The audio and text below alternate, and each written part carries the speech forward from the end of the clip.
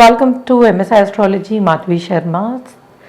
And ఈరోజు మనము ఇక్కడ నుంచి కొత్త టాపిక్స్ సబ్జెక్ట్ వైజ్ కొత్తగా తీసుకెళ్ళడానికి ట్రై చేస్తాను నేను. అండ్ గుళిక అనేది ఉపగ్రహాలు, శనికున్న ఉపగ్రహాలలో సో గుళిక అనేది చాలా ఇంపార్టెంట్. అయితే ఈ ఉపగ్రహాలని మనము ఇంపార్టెంట్గా తీసుకోవాలా హారోస్కోప్ రీడింగ్లో అన్నప్పుడు నేను ఒక చిన్న ఎగ్జాంపుల్ చెప్తాను మీకు. మనకి ఇప్పుడు మనము రాహుకేతువులని ఇంపార్టెంట్గా తీసుకుంటున్నాం, ఎందుకంటే సో కలియుగంలో రాహుకేతువుల ప్రభావం చాలా ఎక్కువ. సో మనం ఇప్పుడు వాటిని అంటే 7 మెయిన్ ప్లానెట్స్తో పాటు చంద్రుడి నీడైనటువంటి రాహుని కేతుని కూడా మనము తీసుకుంటున్నాము. అయితే రామాయణ కాలంలో అంటే త్రేతాయుగములో రాముల వారు పుట్టినప్పుడు తీసుకున్న జాతక ప్రకారము అంటే అప్పుడున్న వివరణలో మనకి 7 మేజర్ ప్లానెట్స్నే తీసుకున్నారు, కానీ రాహుకేతువులని మేజర్ ప్లానెట్స్ కింద తీసుకోలేదు.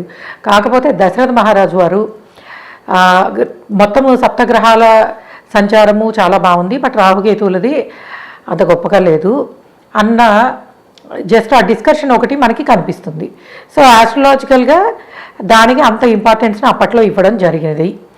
అయితే ఇప్పుడున్న కాలంలో మనకు అప్పుడైతే రాహుకేతువులు ఎలా అయితే మెయిన్ ప్లానెట్స్లో క్యాలిక్యులేషన్లో హారోస్కోప్ రీడింగ్లో తీసుకోలేదో, ఇప్పుడు మనము ఉపగ్రహాలైనటువంటి చాలా ఉపగ్రహాలు ఉంటాయి మనకి, చాప, వ్యాతిపాత, మంది, గుళిక, ఇంకా ఇంకొక 2-3 ఇంపార్టెంట్ ఉపగ్రహాలు ఉన్నాయి. అయితే వీటిలో ఇంపార్టెంట్ గుళిక అండ్ మండి. ఈరోజు నేను మీకు గుళిక గురించి వివరిస్తాను. This is the son of Saturn, Shani యొక్క కుమారుల్లో ఈయన ఒకడు అని. అయితే దీన్ని ఎంత ఇంపార్టెంట్గా తీసుకోవాలి హారోస్కోప్ రీడింగ్లో అని అన్నప్పుడు మనకి శని లక్షణాలు ఉంటాయి దగ్గర శనికి ఉండే కారకత్వాలనే గుళికకి కూడా తీసుకోవచ్చు.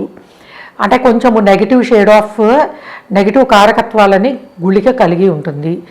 అండ్ యూజువలీ ఈ గుళిక ఈ 12 హౌసెస్లో ఉన్నప్పుడు మనం దీన్ని ఎలా చూస్తాము, అండ్ దీన్ని ఈ మొత్తం రిజల్ట్ యాజ్ ఇట్ ఈస్గా తీసుకోవాలా అని అంటే కాదు. ఎందుకంటే ఉపగ్రహాలు కానీ ఛాయాగ్రహాలకు కానీ ఒక రూల్ ఉంటుంది, దాని అధిపతి ఎలా ఉన్నారో. అంటే ఫర్ ఎగ్జాంపుల్ గుళిక, మీకు దీని గుళిక ఎక్కడుందో ఎలా తెలుస్తుందండి? 9 గ్రహాలు మనకి హారోస్కోప్లో కనిపిస్తాయి, కానీ ఈ గుళిక కనిపించదు కదా అని అంటే యూజువల్గా మీరు సాఫ్ట్వేర్లో జగన్నాథ హోర చూసినట్టయితే GL అని ఉంటుంది, GL అని రాసి ఉంటుంది చిన్న లెటర్స్ తోటి. ఆ GLనే గుళిక అని చెప్పి చెప్తారు. అయితే ఎప్పుడు కూడాను ఫర్ ఎగ్జాంపుల్ గుళిక అనేది కన్యలో ఉందనుకుందాం, అప్పుడు దాన్ని ఏంటంటే బుధుడి యొక్క ప్లేస్మెంటు, లార్డ్షిప్, దాన్ని బట్టి కొంతవరకు రీడింగ్ అనేది మారుతూ ఉంటుంది. సో ఆ విధంగా ఏంటంటే ఎవరింట్లో అయితే ఉంటారో దాని అధిపతి అంటే పాజిటివ్ ప్లేస్మెంట్ ఉందా నెగిటివ్ ప్లేస్మెంట్ ఉందా అన్న దాన్ని బట్టి గుళిక రీడింగ్ అనేది కూడా మారిపోతుంది. అయితే 9 గ్రహాల ఫలితాలను మనము అంటే మనకి చూస్తే sun in the first house, moon in the second house, Rahu in the 8th house, ఇట్లాగా నవగ్రహాలు 12 భావాలలో ఉన్నప్పుడు ఎటువంటి రిజల్ట్ ఇస్తాయో మనం చదువుకున్నాము. అండ్ వాటి ద్వారా computation of result, predictive part ఎట్లాగా చూడాలో చూసాము. ఈరోజు నేను గుళికకి సంబంధించి 12 భావాల్లో ఎటువంటి ఫలితాన్ని ఇస్తుంది అనేది చెప్తాను. మీరు దానిని నవగ్రహాలు ఇచ్చినంత సీరియస్గా తీసుకోకండి, లైటర్ వేలో జస్ట్ దాని ఇంపాక్ట్ ఎలా ఉండబోతోంది అనేది. అయితే ఎప్పుడు ఈ గుళికకి సంబంధించిన ఇంపాక్ట్ ఉంటుంది అని అంటే నెంబర్ 1 థింగ్, మనకి నక్షత్ర విధానంలో మనము వింశోత్తరి దశా విధానం చూస్తాము. సో వింశోత్తరి దశా విధానంలో గుళిక ఉన్న స్థానానికి అధిపతి అంటే ఫర్ ఎగ్జాంపుల్ ఇంత కన్యలో ఉంటే కనుక బుధుడు అని చెప్పాను కదా, అలాగే బుధ మహాదశలోను అంతర్దశ ఆఫ్ బుధాలోను గుళిక యొక్క రిజల్ట్ కనిపించే అవకాశం ఉంటుంది. సో ఎందుకంటే మనం 9 గ్రహాల గురించి రిజల్ట్ చెప్పుకున్నా కూడాను దశా సిస్టమ్ ప్రకారమే మనకి ఏ గ్రహం ఎక్కువ రిజల్ట్ ఇస్తుంది, ఏ గ్రహం తక్కువ ఇస్తుంది. ఎందుకంటే మన జాతకంలో శుక్రుడు చాలా ఎక్సలెంట్ ప్లానెట్ అవ్వచ్చు, బట్ మీరు రవి మహాదశలో పుట్టారు, మీకు శుక్రుడు రాడు, ఓన్లీ అంతర్దశల్లో వస్తాడు. అలానే మీకు అద్భుతమైన గురువు ఉండొచ్చు, కానీ మీరు పుష్యమి నక్షత్రంలోనో లేకపోతే ఉత్తరాభాద్రలోనో పుట్టారు, అప్పుడు ఏమవుతుంది, మీరు శనిలో పుట్టినట్టు. అప్పుడు మీకు గురువు రాదు. సో ఈ కారణం చేత ఏంటంటే గ్రహాలు ఎంత బలంగా ఉన్నా బట్ దాని ఫలితం అనేది దశా పద్ధతిని బట్టి మనకు వస్తుంది. ఓకే, సో గుళికని మనం సాటర్న్కి సిమిలర్, ఎందుకంటే శని యొక్క పుత్రుడు కాబట్టి సాటర్న్ ఇచ్చే సిమిలర్ రిజల్ట్నే తీసుకుంటాము. ఓకే, ఫస్ట్ హౌస్లో ఎసెండెంట్లో లగ్నములో కనుక గుళిక ఉన్నట్టయితే, యూజువల్గా లగ్నంలో గుళిక ఉండడం అనేది చాలా మిజరబుల్ లైఫ్ని ఇస్తుంది. సో అదృష్టం కలిసి రాదు, అండ్ అట్లానే కళ్ళకి సంబంధించిన సమస్యలు, కళ్ళు కనబడకపోవడము, అండ్ అవయవాలు సరిగ్గా లేకపోవడము, అండ్ అలానే దారిద్ర్యాన్ని అనుభవించడము, అండ్ కష్టాలు, అండ్ ఎవరు సపోర్ట్ లేకపోవడము, అండ్ ఏ పని చేసినా గుర్తింపు రాకపోవడము. సో ఈ విధంగా ఏంటంటే శారీరక బాధలు అండ్ అట్లానే సామాజిక పరంగా కూడా ఎటువంటి గుర్తింపు లేకపోవడం అనేది ఈ గుళిక ఫస్ట్ హౌస్లో ఉంటే, అంటే లగ్నంలో కానీ ఫస్ట్ హౌస్ రెండు ఒకటే కదా, ఉంటే జరుగుతుంది. అండ్ రెండో భావంలో ఉన్నప్పుడు సరైన రూపం లేకపోవడము, అపీరెన్స్ బాగాలేకపోవడము, అండ్ అలానే కుటుంబంతో సత్సంబంధాలు లేకపోవడము, చేతిలో ఒక పెన్నీ కూడా లేకపోవడం, అంటే మనీ హౌస్ కదా అది. సో డబ్బుల కోసము కష్టపడము, సో సరైన సంపాదన లేకపోవడము, ధనము లేకపోవడము, ఇటువంటివన్నీ జరగడానికి పాసిబిలిటీ ఉంటుంది. థర్డ్ హౌస్లో గుడిగా ఉన్నట్టయితే వాళ్ళకి చూడడానికి అపీరెన్స్ అనేది చాలా బాగుంటుంది, 10 మంది మెచ్చుకునేలా ఉంటారు, స్త్రీలను ఆకర్షిస్తారు. అట్లానే పురుషులలో లైక్ మనకి ఆస్ట్రాలజికల్ లాంగ్వేజ్ ఇట్లానే ఉంటుందన్నమాట కొంతవరకు. సో లీడర్ ఆఫ్ మెన్ అంటే విక్రమవంతులకి లీడర్ అవుతారు, అండ్ ఒక విలేజ్కి రిప్రజెంటివ్ అయ్యే పాసిబిలిటీ ఉంటుంది. అంటే గ్రామాధికారి కానీ ఒక కాలనీకో ఒక సొసైటీకో సో లీడర్ అయ్యే పాసిబిలిటీ ఉంటుందని చెప్తారు. ఇక 4వ భావంలో ఉన్నట్టయితే అశాంతి, సరైన తిండి లేకపోవడము, అంటే తినడానికి తిండి కూడా లేకపోవడము, అండ్ ఎప్పుడూ రోగాలు, దీర్ఘకాలిక రోగాలతో బాధపడము, తీసుకుని మరణాన్ని పొందడము, అండ్ సరైన ఇల్లు సంపాదన ఉండడానికి సరైన పరిస్థితులు, లైవ్లీహుడ్ లేకపోవడము, ఇవన్నీ చతుర్థ భావంలో ఉండే పాసిబిలిటీ ఉంటుంది. అండ్ ఇప్పుడు నేను ఏది చెప్పినా కూడాను ఒకవేళ మీకు నవగ్రహాలలో మనకి పాజిటివ్గా ఉండే శుక్రుడు కానీ గురువు కానీ ఆ ప్లేస్మెంట్స్లో ఉంటే నల్లిఫై అయిపోతాయి అన్నమాట ఈ ఎఫెక్ట్స్ అన్నీ. ఎందుకంటే they are more powerful than ఈ నాన్ ల్యూమినస్ ప్లానెట్స్ కన్నా కూడాను 9 నవగ్రహాలు మనకి చాలా పవర్ఫుల్ రిజల్ట్ని ఇచ్చే పాసిబిలిటీ ఉంటుంది కాబట్టి. అండ్ పంచమ స్థానంలో ఉన్నట్టయితే సో మనకున్న టాలెంట్కి సరైన గుర్తింపు లేకపోవడము, లక్ ఫ్యాక్టర్ కలిసి రాకపోవడము, అండ్ అలానే 10 మందిలోనూ అవమానాలు పొందడము. సో అంటే మనకి టాలెంట్ ఉన్న విషయాల్లో కూడాను ఎవరు మెచ్చుకోకపోవడము, అందరికీ దూరంగా ఉండాల్సి రావడము, సంతానము లేకపోవడము, సో ఇటువంటి ఇబ్బందులు ఎదుర్కొనే అవకాశం ఉంటుంది. అండ్ 6వ భావంలో చాలా బాగుంటుంది. అంటే ఇక్కడ మనకి ఈ మొత్తము ప్రిస్క్రిప్షన్ అంటే మనకి చూసినట్టయితే ఉపచయాలలో పాపగ్రహాలు అన్న కాన్సెప్ట్ ఇక్కడ కూడా వర్కౌట్ అవుతుంది. యాక్చువల్లీ మేము ఈ non luminous planets or satellites or ఉపగ్రహాలకు సంబంధించి మా ఎంఎస్ ఆస్ట్రో అకాడమీలో అండ్ మాస్టర్స్ లెవెల్ కోర్స్లో ఈ ప్లానెట్స్ బ్రీఫ్గా అంటే ఒక చాప్టర్లో అండ్ వీటి ఇంపార్టెన్స్ ఏంటి, ఎంతవరకు వీటిని తీసుకోవాలనేది మేము అకాడమీలో కూడా డిస్కస్ చేయడం అనేది జరిగింది.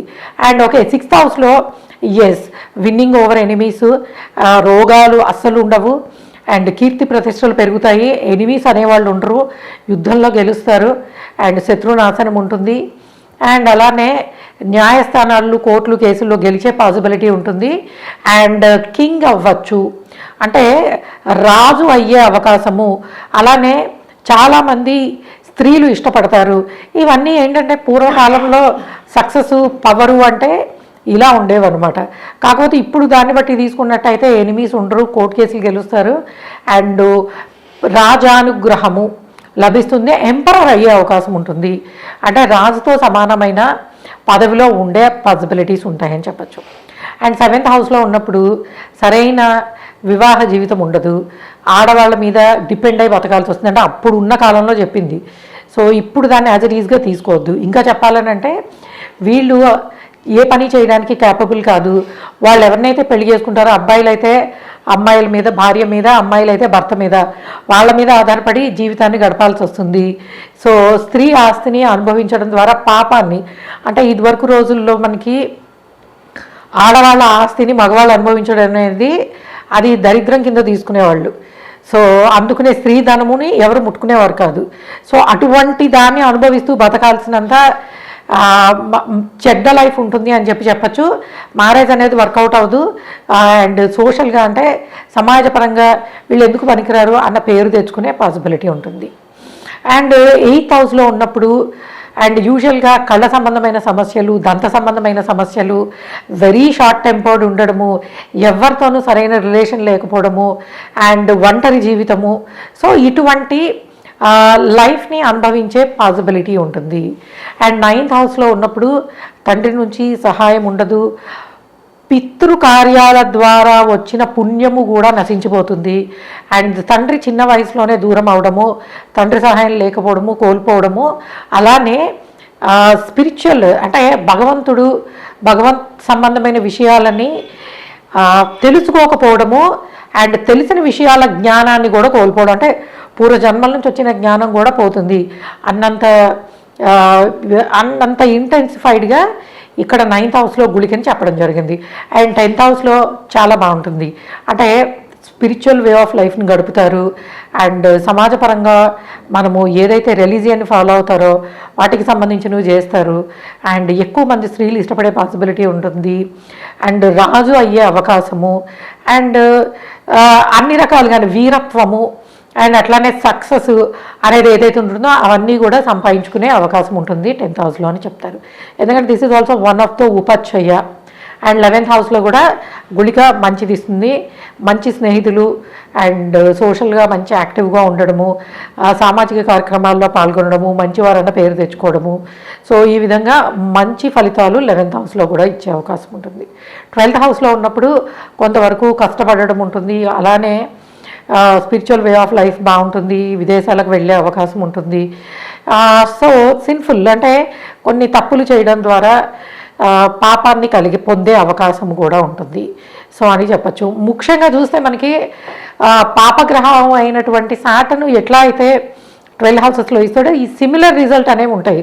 అయితే మీరు చూడండి, శని ఫలితాలను తీసుకునేటప్పుడు ముఖ్యంగా దశలో తీసుకుంటాం మనం. అంటే సాటర్న్ నెగిటివ్ హౌస్లో ఉండొచ్చు, కానీ దశ అనేది కనుక మంచి దశలు జరుగుతుంటే ఎలా అయితే మనము దాని ఎఫెక్ట్ ఎక్కువ పడదో, ఎందుకంటే గుళికకి సంబంధించిన దశలు ఎప్పుడూ ఉండవు.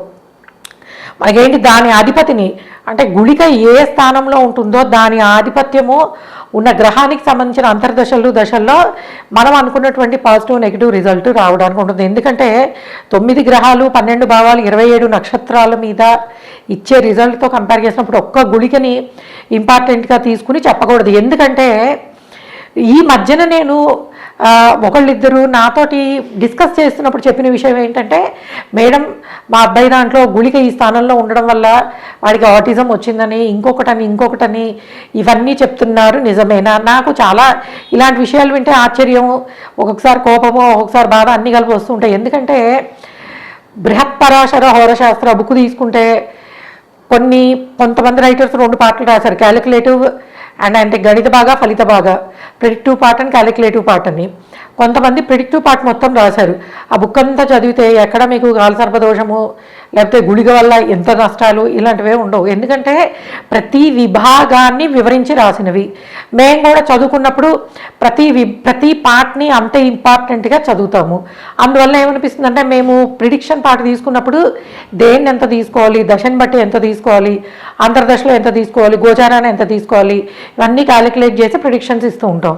బట్ ఒక పాయింట్ ఇంట్రెస్టింగ్గా ఉంది కదా, మనం okay let me famous with 1 point, అది ఎన్నో కొన్ని రోజులు పర్వాలేదు అన్నట్టు ఇట్లాగ గుళికని మాందిని లేకపోతే మనకి ఈ కాలసర్ప దోషాన్ని ఒక్క పాయింట్ని హైలైట్ చేసేసి ఆస్ట్రాలజీ మేము మొత్తం చెప్పేసాం అనుకుంటే మనం దాన్ని చేయగలిగేది ఏం లేదు. బట్ నా దృష్టికి ఇలాంటి అంశాలు వచ్చినప్పుడు నేను మీకు వాటిని, ఎందుకంటే అకాడమీలో మేము స్టూడెంట్స్ ఓవరాల్గా, ఎందుకంటే వాళ్ళు ఒక సాఫ్ట్వేర్లో రాశి చక్రాన్ని చూసినప్పుడు వాళ్ళకి అందులో ఉన్న చిన్న చిన్న ఎలిమెంట్స్ కూడా వాళ్ళు ఎవరైనా అడిగినప్పుడు చెప్పగలగాలి. అందుకని ఏంటంటే అకాడమీలో తీసుకున్నప్పుడు మేము అన్ని ఆస్పెక్ట్స్లోనూ వాళ్ళకి ఎంతవరకు కవర్ చేయాలి అంటే ప్రిడిక్టివ్ పార్ట్తో పాటు సబ్జెక్టివ్ పార్ట్ ఎంత నేర్చుకోవాలి, ఈ లెవెల్కి ఎంత నేర్చుకోవాలి, అంటే బేసిక్ లెవెల్లో వీళ్ళు సబ్జెక్ట్ ఎంత నేర్చుకోవాలి, ప్రిడిక్టివ్ ఎంత నేర్చుకోవాలి, at the same time masters లెవెల్లో సబ్జెక్ట్ ఎంత నేర్చుకోవాలి, ప్రిడిక్టివ్ పార్ట్ ఎంత నేర్చుకోవాలి, వీటిని కలిపి అండ్ కంప్యూట్ చేసిన సబ్జెక్ట్ని నేర్పించడం జరుగుతుంది. బట్ యూట్యూబ్లో ఏమవుతుందంటే mostly we use to discuss predictive part then subjective part. Subject అంతా కూడాను అకాడమిక్ క్లాసెస్లో ఎక్కువ చెప్పడానికి పాసిబిలిటీ ఉంటుంది. Okay guys, and definitely will see all the new topics in the coming days, and thanks for listening. Please subscribe our channel MS Astrology. Bye.